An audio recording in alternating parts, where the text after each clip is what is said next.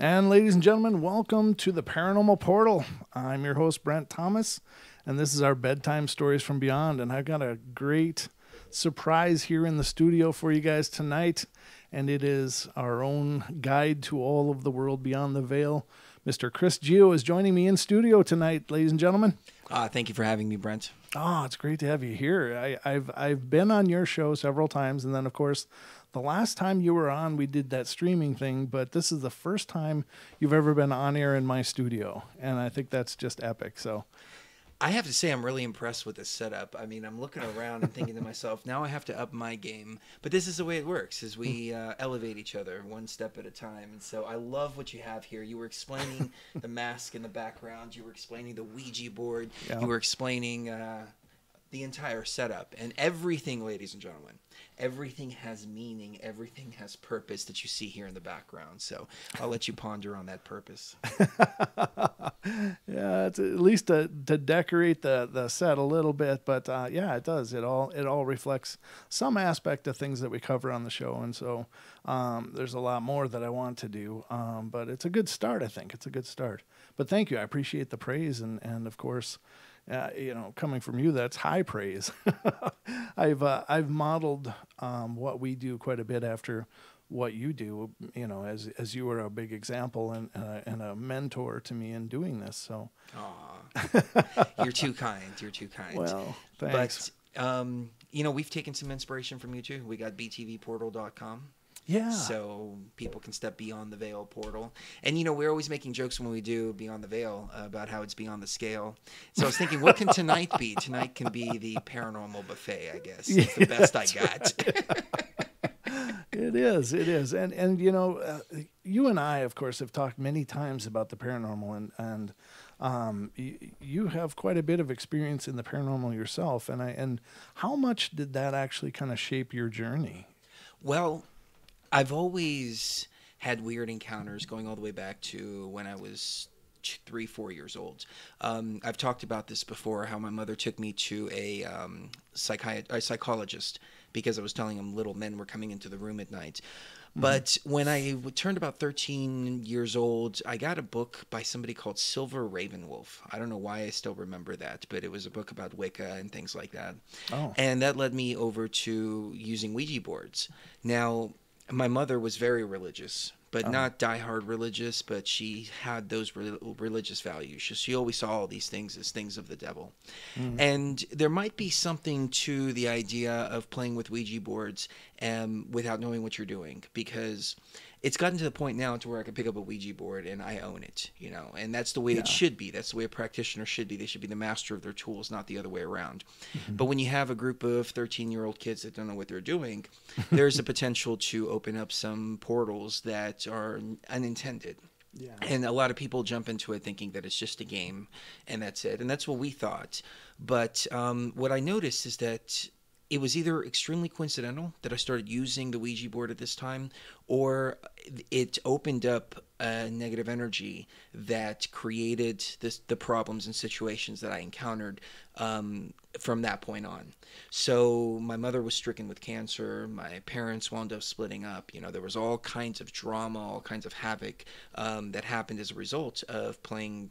Well, around the same time. I don't want to say it with certainty, but it's more than coincidental, I think, that all of this darkness happened to engulf us right at this period of time. Yeah. But we were contacting a group of entities, and it was funny because I played with the Ouija board from about 13 to 16, and then I stopped. I said, you know what, this is not a good thing, and just forgot about it.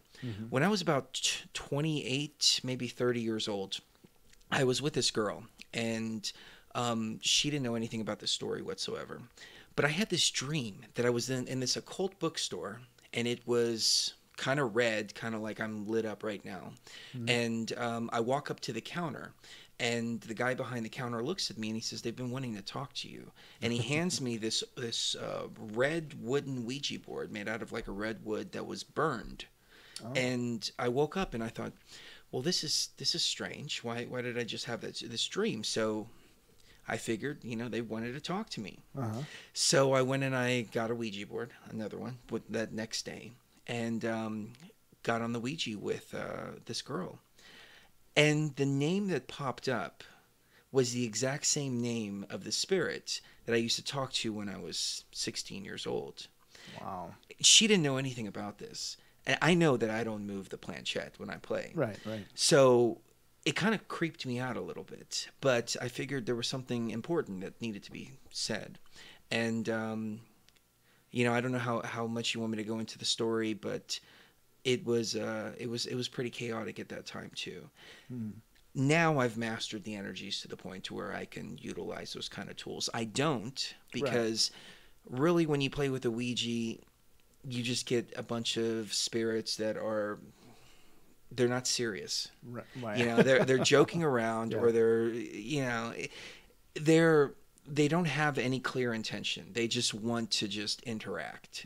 And so it doesn't do anything productive at all. You can't get predictions, you can't get insights, you can't get anything like that from the Ouija.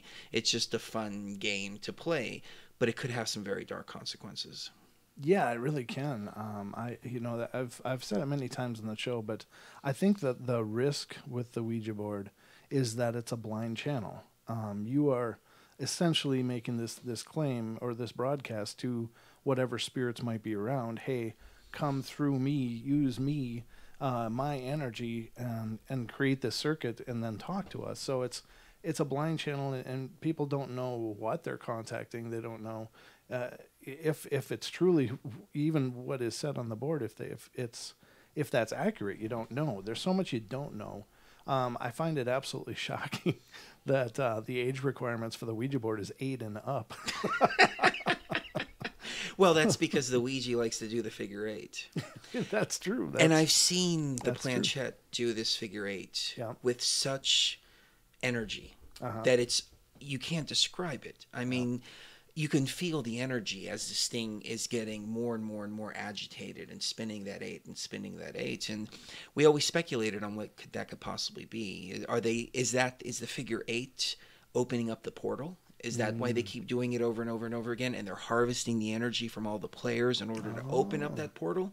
That's interesting. Wow, that's a great possibility. Wow, I never considered that. I always considered it the infinity, but you're right. It's the same figure either way.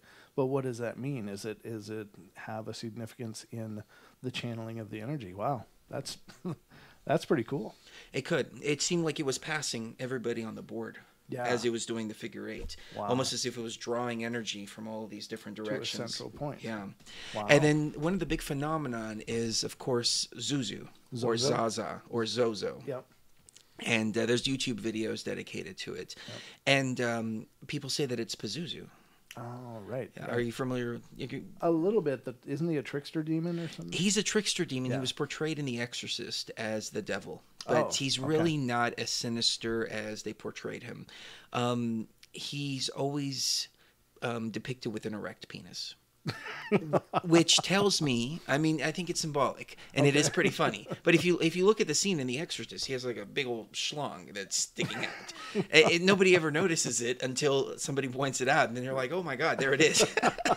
But, we think about what that represents. That represents wiliness, unscrupulous behavior, materialistic pleasures and things like that. So I think it's indicative of the trickster. Oh, sure. Yeah. Sure. And that's a great possibility. I mean, it's the Zozo, Zuzu, Pazuzu phenomenon.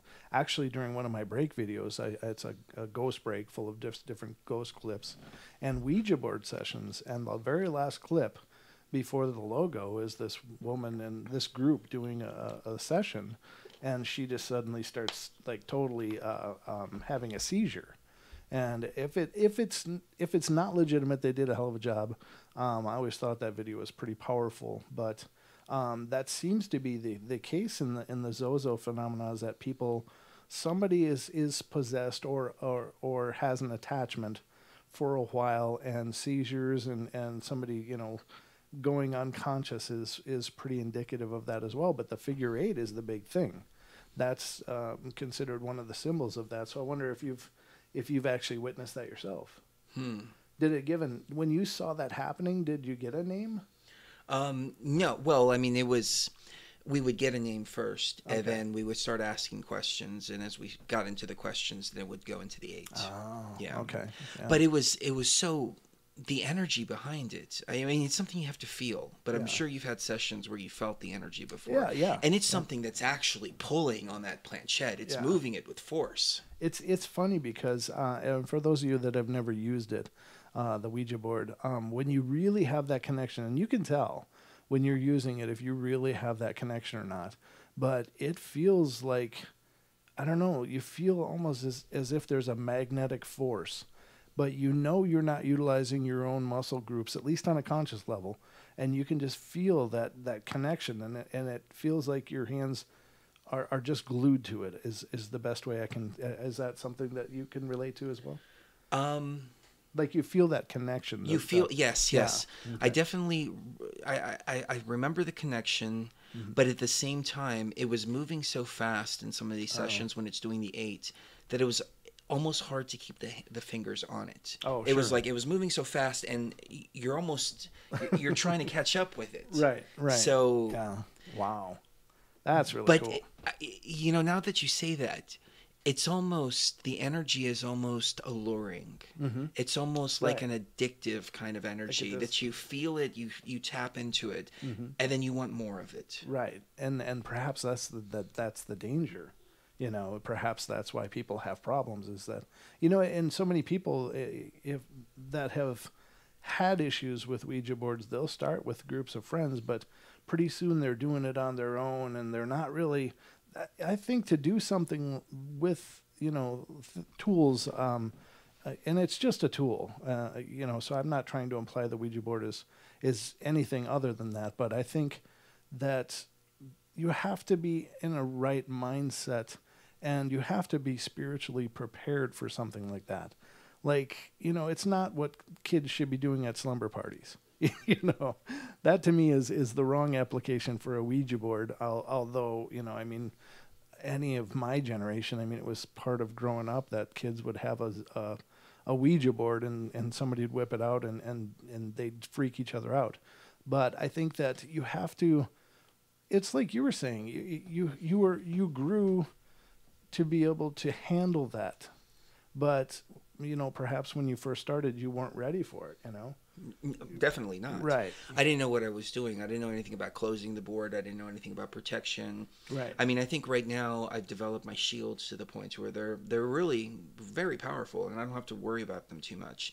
But back then, I had no idea to even create shields around myself. Right. So there is a level of knowledge that goes into it. But the tools aren't inherently evil. Right. But they can. They're neutral. But they are doorways for things that are neutral, tricksters, and flat out evil, nefarious Right. entities. When we were in Denver, we kept hearing this banging between 1 o'clock and 3 o'clock in the morning. And it was almost as if somebody was taking the cabinet door of the bathroom and banging it. Mm-hmm. And it got to the point to where we just expected it at night. So we'd hear the banging and we'd yell, "Shut up!" And it would stop. And it would. Then Okay. about 20 minutes later, bang, we'd hear it again. So we were trying to figure out what is this banging. So finally I got the bright idea. Let's go ahead and play with the Ouija board. Uh-huh. And so Cherie plays with it with me one night. And she didn't want anything to do with it anymore. Oh, So really? I decided to continue communicating with this thing by myself. Oh.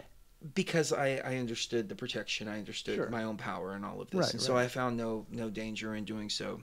But I was very cautious as I was doing it. Mm-hmm. So through the course of interacting with this spirit, which was clearly a very different spirit, it started to tell me about this old man that was there, and that it was a child, and that the old man spirit was keeping this child trapped in that particular area. Okay. And it was telling me about in our bedroom how that's where the bedroom of the complex used to be, where this guy was essentially torturing this child and keeping him trapped in all of this. Oh. And the child couldn't get away. And so I would tell him, well, you need to go to the light. And he'd say, no, hell is in the light. Hell is in the light. Hell is in the light. Oh. So we were having this conversation for a few days. Like, it wasn't like us talking right now. It was Sure. pieces that I was picking up as I was writing down certain things that I was replying with. Mhm. So then as a couple of days progressed, I started to get the message that the body of this child was buried underneath the bathroom sink, Mhm. where the bathroom was constructed over. And that's where the banging was originating from. Oh. So I almost ripped up the bathroom cabinet until I finally asked this thing, "Are you fucking with me?" And it started going HAHAHAHA. So you can really get these tricksters. Yeah. And they will just screw with you just for the sake of screwing with you. 100% bad information. Right. From beginning to end. It was just screwing around. It's something that I would do if I was trapped between dimensions. Hey, watch. Here goes the security deposit. Right. But it just goes to show. Yeah. So, but you can imagine if you approach something like that with fear or without understanding really what's going on. I mean, if you don't have the foresight to ask, "Are you joking?" Well, there is that. Yeah, that's true. And at least it was honest at that point before you actually tore up your bathroom. I was ready to. Oh man. Yeah, and I'm sure you had this, that you were fighting the good fight and you were gonna make this right. And oh man, what would you have done? Oh, well, that's a learning experience. It was definitely a learning experience. Sure, he's like, "Don't bring that thing in the house anymore." So no Ouija boards. They look good on the wall, though. I think. Yeah, I'm thinking we take it down and play it. Oh yeah, it's actually nailed up there. Oh, is I it? nailed it up. Oh. Yeah, so it's stuck. The problem was it kept falling. Oh. It kept falling all the time. It would just fall. In fact, everything on the walls here has fallen, so it's all nailed in place now. So that's true story. And sometimes during episodes, it would just be boom, just hit the floor. So I decided to to nail them up. So it's just a showpiece now, but yeah, I don't think there's anything inherently wrong with that. And ladies and gentlemen, there's a lot of people running around saying, "Oh, Ouija boards, oh my God." And I understand the trepidation. I've heard the stories. I've heard the fear. But here's the thing. First of all, you can't live your life in a state of fear, is my opinion. And I know this is a message that you talk about quite a bit on Beyond the Veil. But also, it's a tool. And the parable that I use for that is that you can have a hammer. The hammer is wonderful, but you don't love the hammer and you don't fear the hammer. The hammer, if properly used, can help you build a house. If improperly used, can take out kneecaps. But it's just a hammer. It's just an object that can be utilized. And these, Ouija boards are the same thing. They are an object that can be both used and misused, and depending on what you believe. And the other part of it is that it does matter what you believe. It does matter. Things don't have a power unto themselves. They become powerful because you give them that power. You invest that power in them. And so when you believe in the Ouija board and you use a Ouija board, it becomes an oracle. It becomes a connection to spirit. If you don't believe in the Ouija board and you sit down and mess with a Ouija board, nothing's going to happen because you're not creating that connection that we are. And it's a message you guys have on Beyond the Veil all the time. You're the creators. We are the creators. We are the manifestation of all things. So would you agree with all that? You're absolutely right. And, that's one of the messages I try to get to people is that we have the ultimate power over all of these entities. And these entities are malevolent, some are benevolent, some are neutral, but ultimately they have to do what we say. It's only when we don't remember that they are below us, not above us, that they can manipulate us instead of the other way around. Right. That's one of the gripes I have with the New Age is that they're constantly taking orders from ETs and extraterrestrials and interdimensionals and all kinds of things like that. And I'm like, well, wait a minute, make up your mind. Are you the creator or are you here to serve the ETs and things like that? You can't be both. You've got to really claim your own power. Once you do, though, then you can start to utilize a lot of these tools without fear. Oh, thank you, Diana. Wow, that's awesome. Diana just gave us $20, so Awesome. You're amazing. Thank you so much. I can't tell you how much I appreciate that. It really helps. It really, really means a lot. So thank you so much. Yeah, you're exactly right. I think the missus might need a hand. She was bringing in some food or something. Oh, I think she's fine. Is she? Okay. All right. I got a text from my missus, so I was like, oh. Oh, you got a oh. So I don't know. Oh. All right. Let me go check it out. All right. So, ladies and gentlemen, of course, our secret guest tonight, our mystery guest is Mr. Gio, Mr. Chris Gio, who's in the studio with me tonight. And it's really cool. This is the kind of friendship that we have when I'm at his house. If I'm at his house, I've been on their show. It's just kind of one of those things that we do. And it's been a great experience to share ideas, share our information and share our friendship on the air. And so it's really cool that he was able to come in tonight and be a part of this. And we're going to keep going a little bit longer yet, if you guys don't mind. I hope you don't mind, but I think that these opportunities are rare that we get them on the portal. So I got to take advantage of it and try to figure out all that's going on in that head of his, especially as it relates to the paranormal, because he and I both have quite a passion for the paranormal, and it's been a topic of quite a few discussions that we've had on the side. So it's neat to get him on camera and to have those dialogues with you guys, because it's not just me. I'm not the only one, but all of you, of course, are in this with me. So great minds, of course. Oh, here's the Mrs. Gio. Hi. And she's here as well. We're just having a get-together tonight here in the portal. So welcome to the show. Thank you. How's everything going out there? Pretty cold? It's pretty cold and wet. So we were just talking about the Ouija board, and of course Chris shared the experience. You're not a big fan of it. I've had very limited experience with it, but I've always had the feeling like, even apart from all of the religious programming that I was raised with, I always had this instinct that it wasn't something I wanted to play with, because there definitely was something to it. And, I didn't usually buy into all of the programming about, demonic possession and all that. But I did have something weird happen to a friend of mine when I was 16, and she and a friend of hers had played with the Ouija board the week before. And I didn't really believe in all of that stuff, but I just thought, okay, well, that's kind of dangerous, but okay. And so we're driving down the road, and suddenly my car decided to start breaking down. I was like, okay, this is weird. But we were only about a few blocks away from my house at the time. So I pulled into an Arby's, and there was a payphone there. And I went up to the payphone, and when I reached out to touch the payphone, it shocked me so bad that I was like, I thought it was like electrocuting me or something. And that, along with the car breaking down, it wasn't even breaking down. It was like the thing that tells you how the speedometer and the odometer and all of that started flipping around like this. And I was like, is this car demonically possessed?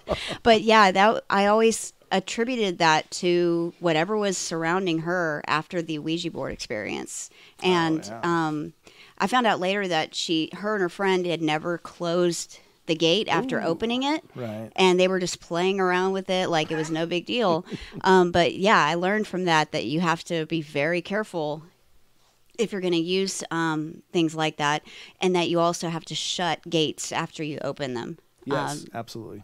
Yeah, if you're going to open a portal, you got to know how to close it. Yep. And that's so important, because Exactly. there's a protocol to it, just like a phone call. I mean, you got to hang up your phone. If you leave your phone laying there, then everybody can hear what you're talking about. Yeah, exactly. Not only that, I mean, the NSA gets very irritated when you leave it off the hook for so long. But yeah, that's my limited experience with the Ouija board. And I think there was another time that we drew. I think maybe I was with Chris at this time, but we had just gotten together and we drew a Ouija board together on a piece of like something that's like cardboard. A piece of cardboard, yeah. And I'm not sure if it worked or not, but I can say that there's something definitely about it, whether it's a Ouija board that you draw yourself or something that you actually go to the store and buy. And I think it's a little bit creepy and a little bit irresponsible for Hasbro, or it was a Hasbro or Parker Brothers that made the Ouija board for girls. Yeah. And it's a little pink Ouija board and stuff. It's adorable. Yeah. I'm sorry, but these demons are not adorable, and they're not gonna, go away if you give them cake. If you don't feed them, because if you feed them, they just come back. They do. They do. Yeah. They love the free meals. But no, that's true. And I was telling Chris that it's also creepy that the suggested age range is 8 and up. 8 and up. I would not want my 8-year-old daughter playing with this at all. You go to your room and you Ouija to Grandpa and tell him what you did. Well, if Grandpa talks back, Right, but that ain't Grandpa. It's a funny thing, and granted, most people regard it as a game, that it's just a game because you can pick it up in a store, so it must be nothing to it. But it's a channel, it's a medium, it's a tool, and I agree with you. I mean, I think that they should be regarded, again, it's not about fear, but it's about caution. That Right. It should be done cautionary, and you should definitely do your research, do your homework before you start messing with stuff like that. Now, I do have to ask you, how's the house? Since you're here, you guys, of course, had a entity in the house. It's been amazingly well, actually. Since good. we got back from Egypt, it seems like whatever we did in Egypt had like this effect on not just us or the Matrix itself, but like our house inside of the Matrix. It's totally a different energy now. And when I go downstairs to go to the basement to do laundry, no longer am I feeling like there's something watching me, there's something right behind me, and I'm not looking over my shoulder all the time to see what's behind me or what's in the corner over there. It's completely different energy now. So I think whatever was down there, whether it was a restless spirit that needed to find his way back to wherever he needed to go, he was able to find wherever he needed to go, or that we closed this portal that was allowing these kinds of things to run rampant. Yeah. And a lot less confusion with people that we term non-player characters too. A lot less confusion, a lot less, what's the word for it? It seems like there's a lot less animosity coming from them, a lot less hostility coming from them. And really the only ones now that are causing anybody any problems are the ones that would cause problems like as their very nature. I mean, that's like in their nature to cause problems, to be mischievous or something like that. So. No, I agree. Yeah. And I think that journey for you guys was it was such a metamorphosis, just the way that you guys came back, and I've talked to you about this many times, you and Chris, but I mean, it was just transformative, and I think it was for all of us on many levels, but it was definitely it when you think about what you guys accomplished and when you think about the journey you guys had, I mean, it blows your mind. I know. It blows my mind, and I wasn't even there. I still can't believe we did what we did. It was insane. Everything that we accomplished. I actually, the other day I was talking to, my one of my doctors actually, and she's really into the paranormal and extraterrestrials and ancient aliens and all of that. Cool. And, I told her we were on Clyde Lewis, and she was just starstruck. And, she said, well, why were you on Clyde Lewis? And I said, well, part of it is, we went to Egypt back in, April and May, and, we got to go to the Great Pyramid, and I left out a few key things, but she was blown away by the fact that we went there without a guide, without any kind of connections whatsoever, and we were able to get into all these places, and doors just flew right open for us. And so it's only because of people like you and our listeners and the other people on the network, this whole family, that we were able to do what we did, and we're so grateful that we had you and everybody else. Well, I mean, your energy. and I think we all, are grateful that you guys did what you did, because I mean, the ramifications of that are global. I mean, really. Yeah. And you know, even the signs and things that you saw when you were there, it was such a powerful journey, and it was so. I to me there was a fundamental change as well, and I think that I've often said that we're in a state of flux, we're in a state of transformation that I don't know, ever since the beginning of like the ending of 2017 and 2018, I was like, you know, this time, whatever's going on now, and I didn't know, but I just knew that this time was going to be so important, and it was going to be a time that would be so important that we would be telling our grandchildren about it someday. Yes. Know? Yeah. Right. Like it's that kind of big. Yes, exactly. It's so life-changing. It's kind of how like our grandparents would talk about where they were when JFK got assassinated, or where they were at the end of World War II, or you know, something like that. I mean, it really was this phenomenal time that there was the before time before we went to Egypt, and then there's the after time after we went to Egypt, and there's no similarities. Right. Yeah. Of the two. And if you look at what's going on, even around, when you look at what's going on in is it France, where all those blockades are going up in the yellow vests, or yeah, I think so. So France. To me, that is just it's a symptom of this change, and it's a symptom of this change in vibration and consciousness, that people are no longer able to fit in those cans anymore. That, right. You know, we have to be free. We just have to. It's fundamentally encoded in us. And so people are no longer content to just, you know, do the 9 to 5, the Monday through Friday, and stay in their little cage. Yeah, exactly. Yeah, in their cage. Good metaphor. Exactly. So I think it's just an amazing time. So it is. You guys are amazing too. So. Oh, we love you, Brent. Oh, we really do. You're great. Well, you guys have given us a home here, of course, on TFR, and made all of this possible. So that's okay. I'll set him up later. He's my co-pilot. Aw, he's cool. Yeah, he's all right. He's my little skeleton. Yeah, there we go. Oh, come on. Yeah, I want him to sit. I did too, and it didn't ever work out that way. There we go. So. There we go. There, the studio's back together. Yeah. So, well, I'm feeling a lot like this guy here. Okay, well, go relax. But I'm gonna go get Chris and have him rejoin you. And it was great talking to everybody. And I love you guys. And we'll see you even further beyond the veil on Saturday night. Woo. So I think we're having 7 Bomar on this weekend. So nice. I come bearing gifts. Yay. Got Cookies. Got a cookie, ladies and gentlemen. Life is just improving all over the place. There you go. So I hope you guys are enjoying the show. I mean, it's just kind of fun to throw together this special event of guests in the studio. This has never happened before, so it's a epic moment for me. She didn't know how to parallel park. That's what she needed. She needed me to park the car. Well, that was nice of you. See, it's good to be needed, brother. It's good to be needed. So welcome back.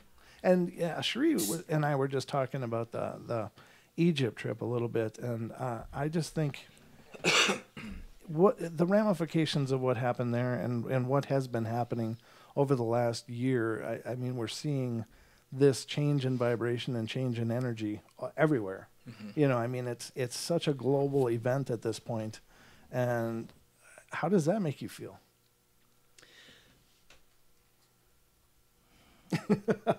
Like a destiny's been fulfilled. Right. Yeah. Yeah, I think so too. Like a level has been completed. But people are realizing that the veils are dropped. And it's a good thing and a bad thing at the same time, because the veil has been dropped from the consciousness. So we're remembering more, we're able to perceive more, we're more intuitive, and those who are meant to be tapped into it are tapped into it.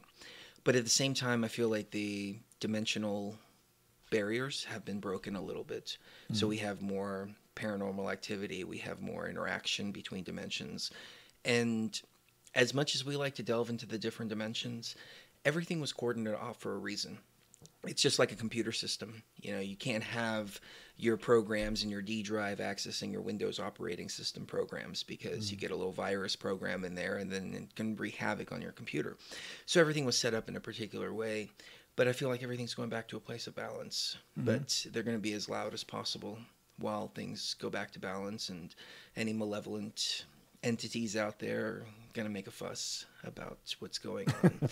But it's okay. It's the nature of the beast. Yeah, But well, I think yeah, literally. Yeah. part of it, too, with having the veils dropped is that people are going to experience more paranormal stuff.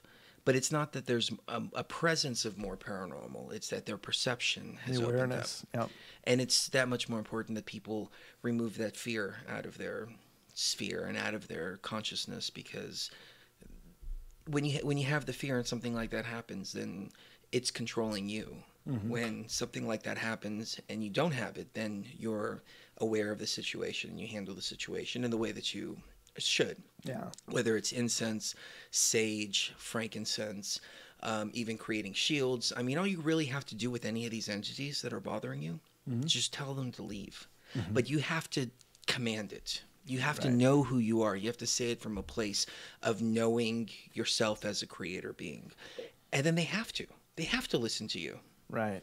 No, I agree. And I think that you really struck on something that I've really been noticing, and that is the emergence of people's consciousness and awareness, and the proliferation of people experiencing things that are would have been foreign to them before, but now they it's like they have new eyes or a new awareness or a new ability or a new sense that's developing and coming to age, and I think it's a powerful time in that, because what I'm hoping is that people will also have a more developed sense of empathy, for not only ourselves, not only for other people, but for the entire sphere of life, that there won't be a disregard or a sense of entitlement to screw things up, because whatever, it's ours and we can do whatever the hell we want with it.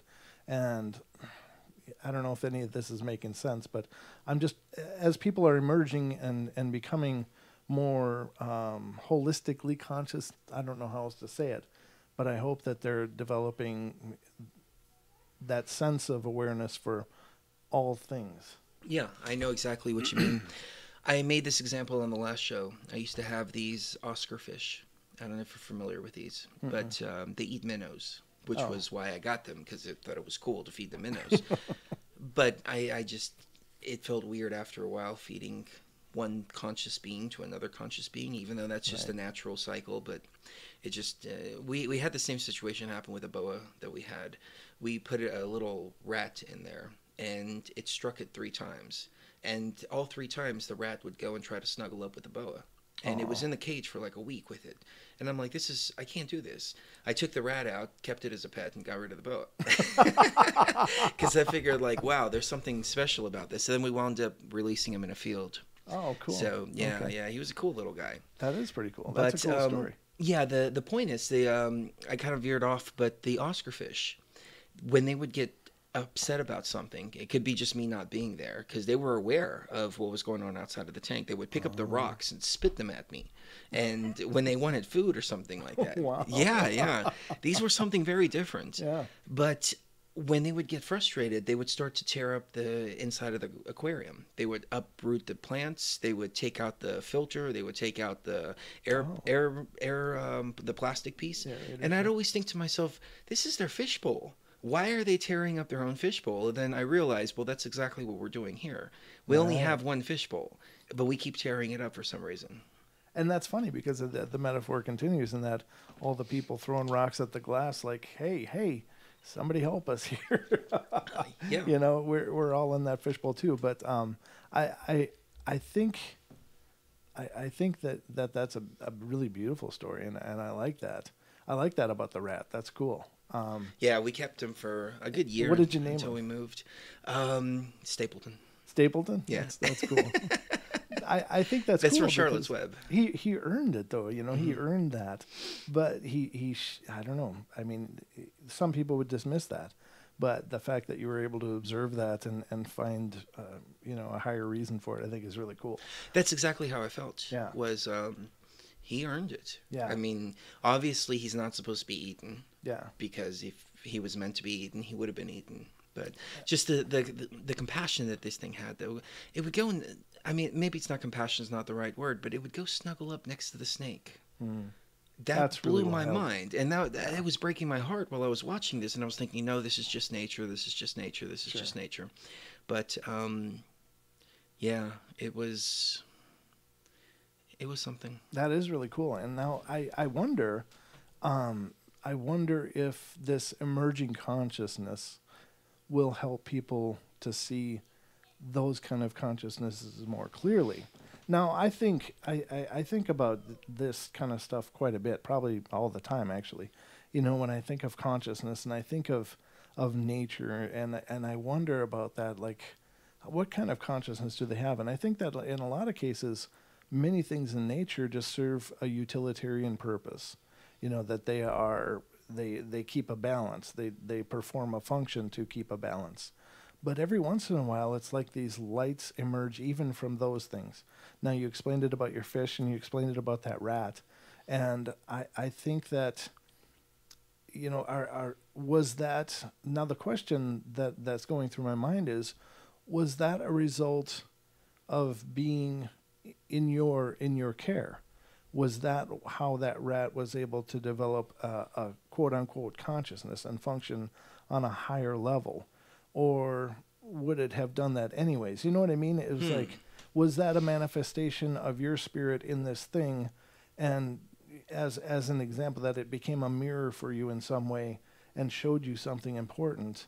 Or was it by your presence of being a person with, a strong energetic core and presence, was that able to bring forth a consciousness in something that wouldn't have normally been there? I don't know. Do you know what I mean? I see where you're going with that. It's really hard to tell. Right. I mean, I can tell you this: the rats and the mice, their nervous system is very close to ours. So when we subject them to all these lab tests, it's like subjecting a human to a lab test. It's Right. really bad. But you look at things in the whole scale of how the matrix works, and I've seen this in the ayahuasca realm many times before, that what happens before the point of impact, whether it's us or animals being eaten in the wild or something like that, is the consciousness of that being will actually step outside of the body before the point of impact, before it feels all of that trauma. So you see an animal being eaten, but its consciousness already left, and all you're seeing is just the body just wiggling around. I don't know if you've ever had these experiences. I'm sure you have. I think everybody has. Where you almost get into a car accident or something traumatic almost happens. Yeah. And then you think about it and you remember it from a third-person perspective instead of remembering it from seeing out of your eyes. I think it's because the consciousness jumped out of that body going, whoa, whoa, whoa, wait a minute. Right. Something's about to happen here. Right. But the Matrix was designed for energy to recycle. And so we have different sources of energy, whether it's energy coming out of the ground or energy that walks around. So you have stationary energy sources, you have energy sources that walk around, and these energy sources renew each other by eating each other. So a lion will eat a deer, the deer will poop in the woods, and that will create more grass, and the deer eats it, and it's a whole cycle. And when we try to remove this predatory element out of the Matrix, and it's something that I learned from experience and watching how the Matrix operates. It's not something that I agree with. It's not something that I would condone, but it's just something observed from situations that have happened here. What happened is they hunted the wolf population, pretty much extinct in Yosemite. And what happened was the deer and the antelope and all these different animals were now acting in a way to where there weren't any predators. Right. So they were eating up all the vegetation. and the entire forest started to die. The beaver population started to decrease, and everything was suffering because the deer were running wild. So once they reintroduced the wolves back in like 2011, they called this the cascading effect. Tropical cascading. They introduced the wolves back into the ecosystem, and all of a sudden everything went back to a place of balance. I don't agree with that. I'd like to see a world where things don't eat each other, including us eating other animals. Right. But it's just the way the Matrix was designed. So we have to keep that in mind. Right. Yeah, very interesting. And as a matter of fact, I did have an experience like that of the third person. And what had happened was I've almost died a few times in my life, but this time was very significant in that third person kind of thing, because I was out on the rowboat with my mom and two older brothers, and I was probably about 8. I was kind of young, and we lived on a natural lake, and my mom rowed us about 50, 75 feet off of shore, and my brothers were jumping in. I swam like a fish. I swam all the time. I love swimming. But something about that day felt wrong. I just couldn't do it. But through constant coaxing by my mom, like, come on, get in. And it was swelteringly hot. That's why we went out there to do this. And my brothers ribbing me and, being big brothers. So I was like, all right, fine, screw it. And I jumped into the water, and the knowledge of swimming was gone from me. I had no idea how to swim. It was just not in my head. It wasn't a part of me. It was like whatever I was feeling, I knew that I wouldn't be able to do it. And as soon as I hit the water, boom, I went down. And when I jumped off the boat, I pushed off. So the boat, of course, was drifting away. I'm going down and up and down. And I remember on the third time going down, it felt like I was watching a movie. It felt like I wasn't experiencing it myself. I was watching it happen, but it wasn't directly connected to me anymore. And that was the time when, by that time, my mom was able to get the boat over and was able to get me out of the water. But I know exactly what you're talking about with that feeling of you're just kind of removed. And that's exactly how it feels, because I'm sure that I was about to drown. I had a situation like that when I was about that same age, maybe a little bit younger. We were at the community pool, and I jumped into the deeper end. I was only I think it was like a 4-foot deep part that I jumped into, but I was only like 2.5 feet tall or something like that. Yeah. Maybe a little bit taller than that, maybe 3 feet. So I remember watching this from a third person perspective. Yeah. And I remember watching my dad and him just watching. And he casually walked over and grabbed me after some time. But I was like, I can't rely on this guy.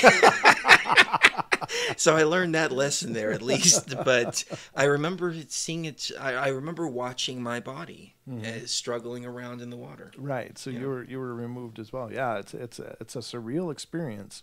And the way things move, it's kind of like, it's not moving as fluid as this is moving right now. It was choppier. Right. It was like a film strip being run. Yep, yeah. And almost slow motion. And it's hazy and it's a little different. Yeah. But I've been there. I know what that feels like, and it's absolutely surreal. But I don't know, brother. What's next for Beyond the Veil? Oh, I don't know. Going beyond even the veil itself, and with whatever is beyond, going beyond the veil.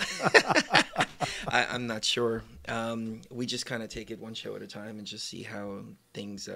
Really, there's a lot of times where I have no idea what I'm going to talk about. And we turn on the stream, and I just open my mouth, and then it's 7 hours later. We're like, all right, kiss the one you love right now. You never know the last time it's going to be. And I look back, and I'm like, what the hell just happened? You told me that, and that's one of the tips you gave me when I was starting to broadcast. I thought I had to script everything out. I had sheets of notes, and in my first show, I had pages of notes of things that I was going to discuss. And then, of course, you hit the airtime, and then your mouth goes bone dry, your pulse gets faster, and you read through 3 hours of material in like 20 minutes. And then I was like, oh no, what do I do? And on that first show, you came in and went the second hour with me. But it was after that I was talking to you, and you're like, you know what? It'll just get to the point where all you do is just open your mouth, and the next thing you know, you're done. Mm-hmm. And honest to God, you're right. I mean, I've experienced that myself. It's like I just have to open my mouth, and of course, the chat room and the audience is so amazing to cue off of, and then of course Don when he's here and when we have guests on. But it's a fantastic experience, and I'm absolutely thrilled that you're finally here in my studio with me. Well, I'm thrilled to be here. Now, like I said, it's an inspiration, so I need to. It's given me a good idea on how I can restructure our studio. Oh, cool. Well, so you've got everything. Like the audience can't see what you have in front of you, but right. What you have in front of you is even more impressive than what you have behind you, because it looks like a genuine studio now. Well, thank you. Yeah, but the idea of flowing just with the energies, we'll do the same thing. We'll script a show, and then I'll open my mouth. Mandela effect. What? That's not in the notes. And then it's a 20-minute rant about Mandela effect. Sure. So we just figured, that's the best way to do it. And then callers too. Callers. We've got some really awesome callers. There was one girl that just called in on the last show and just poured her heart out. Oh, wow. And just unloaded every problem that she had. She's like, I don't know what to do. And it was the sweetest thing in the world. But I think what happened is that she's helping others now by sharing her experiences, other people that are going through those particular experiences. So, yeah, it's become something completely different. The best guests are our listeners, not these guys that write books and documentaries and stuff like that. We went through all of them, and it was hard to find the genuine ones. Right. But then you find the genuine ones, and you have them on every once in a while, then the listeners are the genuine ones. Yeah, that's what I was going to say. The genuine ones are the ones watching, and tuning in and being a part of the chat room. But thank you all so much for being here with us tonight, and thank you again, Chris, for being here with me. And, of course, Cherie stopped in as well. It's just been a really cool night. And I'm glad I got to share it with all of you guys. So thank you guys for being here. I love you all. Be good, be kind, be nice. Take care of each other. And I'll be back tomorrow night for another Bedtime Stories from Beyond. So you guys take care. And well, before we sign off. Oh, okay. Let me share my experience with shadow people. Oh, please. Because on the last broadcast that we did, we actually got callers who were talking about the shadow people. Oh. And I don't know how it turned into Paranormal Portal by the end of the show, but I was telling people you need to call into Brent Thomas. Oh. Because, I mean, we had like 3 or 4 of them that were going into their experiences with the Hat Man. Oh, Are you familiar with the Hat Man? You know what? I am, and can I segue just a second? Not only am I familiar with it, but it's turned into a generational curse. I was tormented by the Hat Man. When I was in my teens, my oldest son was tormented by the Hat Man when he was in his teens. I didn't tell him anything about it. He just said, Dad, I'm having these weird dreams. This guy keeps showing up. I said, wait, does he have white hair and a hat, a flat-topped hat and black all over? Yeah, that's him. I said, the same guy. And my middle son, unbeknownst to either of us, came up to me and told me about his dreams with the Hat Man. Wow. Yeah. So I'm sure your little one? No. My middle child. I was gonna say if he's having Hat Man. he has dreams about frogs and clowns and stuff. So nothing like Hat Man yet. But go ahead. Well, when we were again in this place where we played with the Ouija with that girl that I was telling you about, where the name popped up, we were still in that. I was still in that house when I met Cherie. Mm-hmm. And so Cherie, she moves in with me. And so for the first 3 weeks that we were there, we were only there for like 3 weeks. We had this little mouse that was living in the house, and I was like, oh, how cute. Uh-huh. He'd come out every once in a while, and that was that. Pretty soon there were 100 of them in there. So we had to get out of there. And I realized at that point, as cute as they are, you've got to call the exterminator because you got to get them out of there. I think that goes for spirits too. As soon as you get one, you got to call somebody and get them out. Otherwise, you'll have 100 of them there. So we would notice. We would lay in the hall, and we would lay in the bedroom, and we would see shadows walking in the hallway. And Cherie noticed this quite a lot. Oh. Mm-hmm. Things would go missing and then appear later. So my wallet, I lost my wallet for like 2 weeks. And I kept checking my bank to see if anybody was using my debit card. Nobody had. So I was like, I probably dropped it in my work van. It's probably behind the machine. I would drop it all the time in places and then find it later. So I just thought it was one of those things. And it usually turns up. So one day I go to the computer, and the wallet appears right next to the mouse. And I'm like, no. Okay, I've been working here every single day. There's no way that I didn't see the wallet sitting right here next to the mouse. So, people were describing on the show a couple days ago, as I said, the Hat Man. Now, I'm sure you're familiar with Slender Man. Oh yeah. Okay. So I think that a lot of these stories, when we tap into the creator essence of ourselves, we're actually pulling information out that is real. And we're putting it out there in artistic expression and creativity, but we're getting it from a source that has some kind of validity to it. Take Stranger Things, for example. Yep. We drank ayahuasca during the eclipse, saw this huge octopus in the sky, and did several shows about it. Then that October, but this was in August, 2 months later in October, Stranger Things 2 comes out with this huge octopus in the sky that's interdimensional and all this. And I'm like, we just saw this in the ayahuasca realm. What's going on? And it's not like they heard our experience and said, hey, that would be a good show, because these things take at least a year to make. So they were already in production while we were having these experiences. Sure. So I think we're tapping into these, into some kind of gnosis. And when it comes to Slender Man, I think that might be another one of these Hat Man type of figures that appears and is taken on a different type of form. Now, what really made me think this is I used to talk about the spiders, like sentinel type of spiders. David Icke talks about them too. Well, I saw a depiction of Slender Man with all these octopus tentacles coming out of him. And apparently he has these things that can contract these octopus tentacles. And I'm like, this is the spiders. These are the spiders that David Icke talks about. These are the spiders that we've been talking about. These spider entities that live right beyond the veil. They're supposed to be workers in the background, but they've been acting malevolent. And I think these girls that did this Slender Man murder, because just for people that aren't familiar, there was I want to say they were like 14, 15-year-old girls, and they decided to go kill one of their friends in the woods as a sacrifice of Slender Man. Right. They thought that they were going to be taken to Slender Man's magical kingdom, and they were going to work in his mansion and be his minions. So obviously they were communicating with something, and something was influencing them. So during this call, when the guy was talking about the Hat Man, I looked up the Hat Man. The Hat Man looks exactly like Slender Man, which looks a lot like the spider when he has his tentacles. Right. So I think there's some actual validity to this. And it's not just one being, but I think it's a group of beings that are right on the other side. I agree. In fact, I am pretty sure that that as far as paranormal beings are concerned, that we are swimming in a sea of them. It's just that a lot of the times we're not able to be aware, whether that's because of all of our distractions or whatever's going on in our day-to-day lives just impedes our focus so much.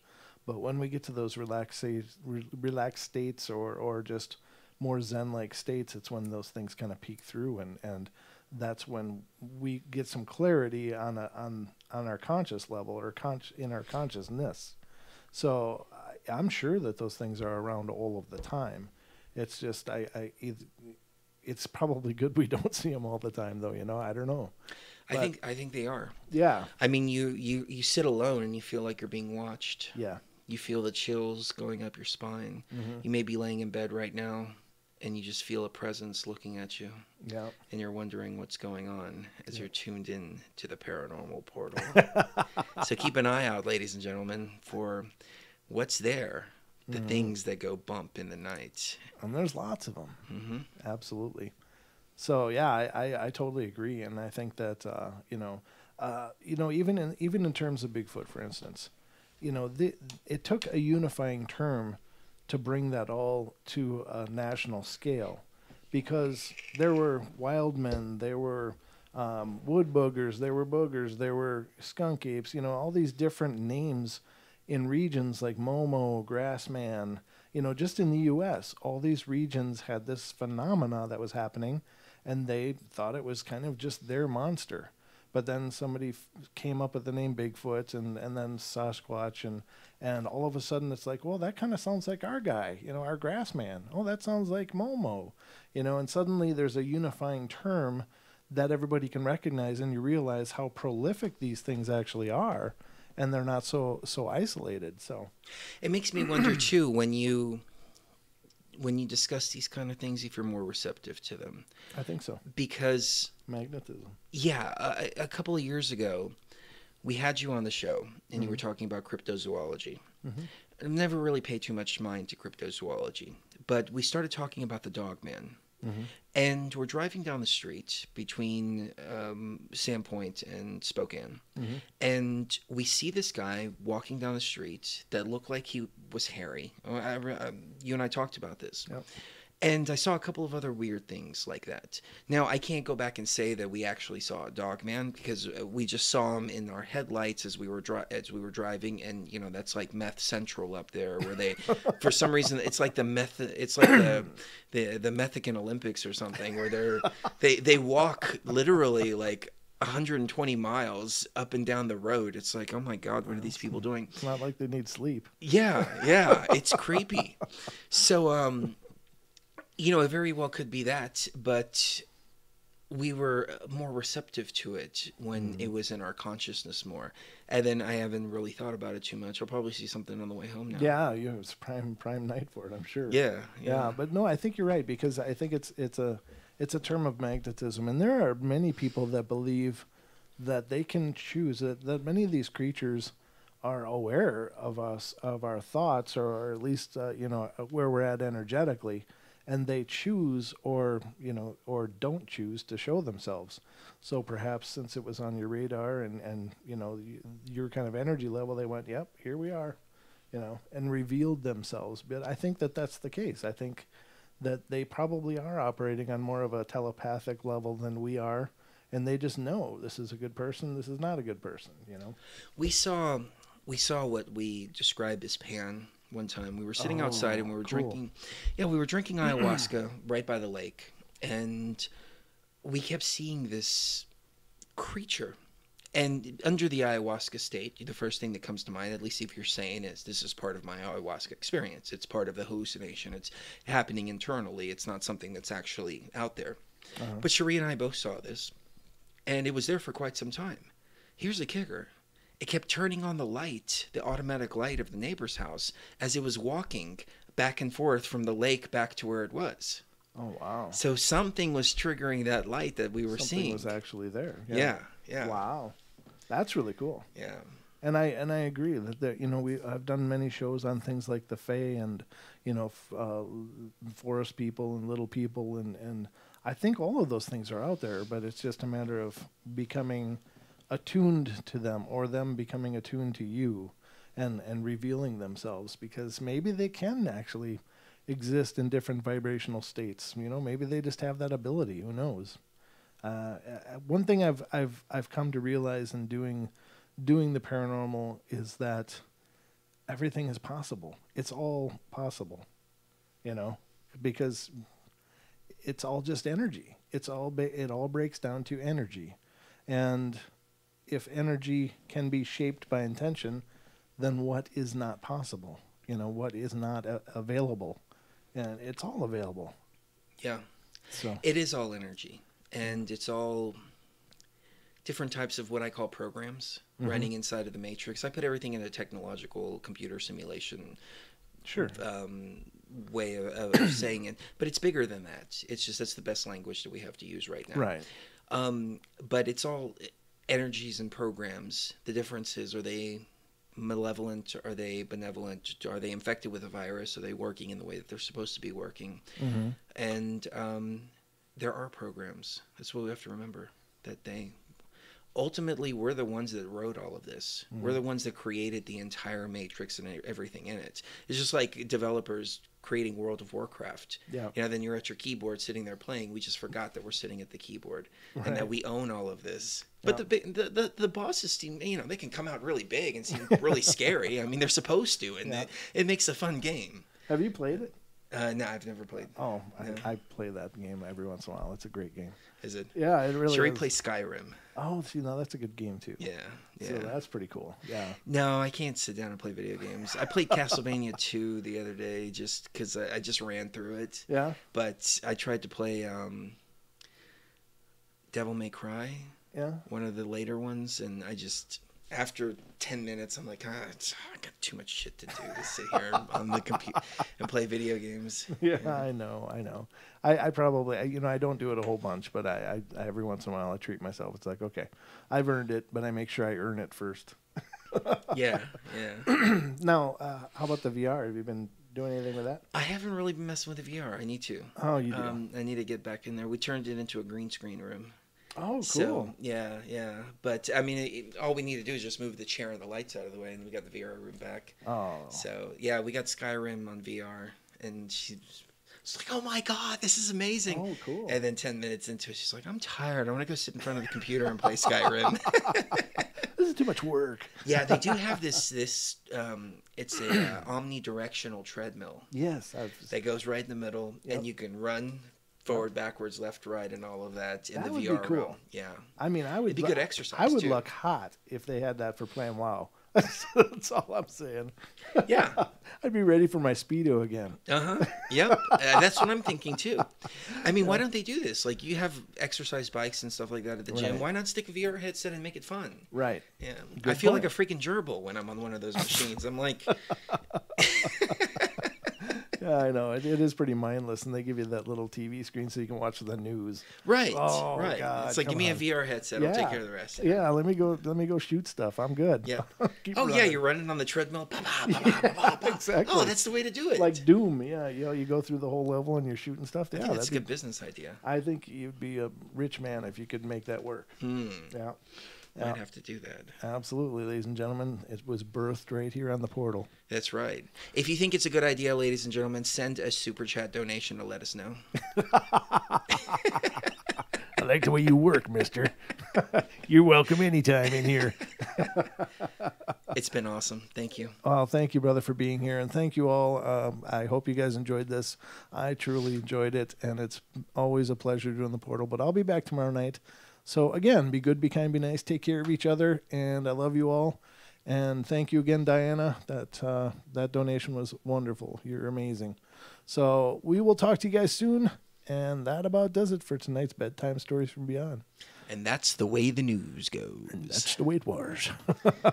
All right. Good night, guys.